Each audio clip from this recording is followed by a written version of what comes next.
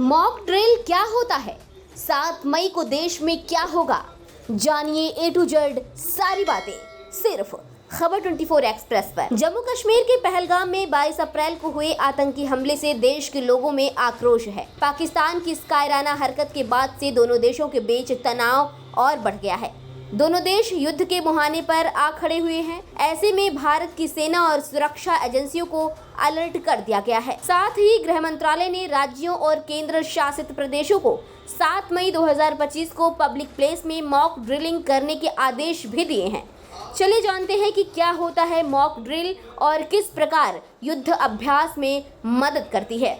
Mock drilling एक pre plan practice है जिसमें खतरे या इमरजेंसी की स्थिति से बचने के लिए प्रैक्टिस की जाती है। इस प्रैक्टिस को करने पर ये आकलन किया जाता है कि लड़ाई, हमले या युद्ध के समय लोग कैसी प्रतिक्रिया देंगे और उन्हें किस प्रकार बचाया जा सकता है।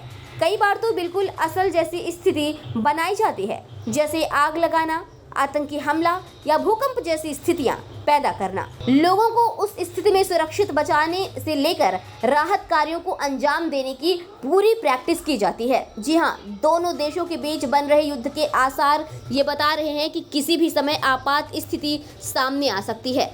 इसके लिए पहले से ही सतर्क रहना बहुत जरूरी है। मॉक ड्रिलिंग से कुछ खास बातों के बारे में पता चलता है जिससे युद्ध की स्थिति में बेहतर प्रदर्शन करके लोगों को बचाया जा सकता है, जैसे मौजूद सेफ्टी इक्विपमेंट ठीक है या नहीं और किन चीज़ों में सुधार की ज़रूरत है।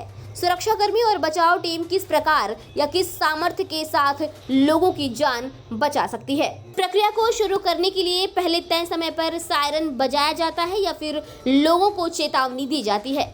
बताया जाता है कि आग लगी है, बम की सूचना है या फिर भूकंप आया है। उसके बाद फायर ब्रिगेड, एनडीआरएफ, पुलिस और मेडिकल टीमें मौके पर पहुंचती हैं।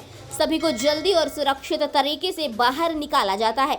इस पूरी प्रक्रिया से अंदाजा लगाया जाता है कि कितना समय लगा और क्या कमियां या गलतियां रहीं जिन्हें भविष्य में बेहतर किया जा सकता है।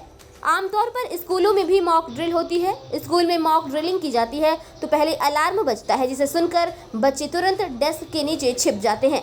फिर उन्हें इस प्रक्रिया के जरिए सुरक्षित बाहर निकाला जाता है। इस तरह ऑफिस में कर्मचारियों को इमरजेंसी एग्जिट से बाहर निकालने की प्रैक्टिस की जाती है।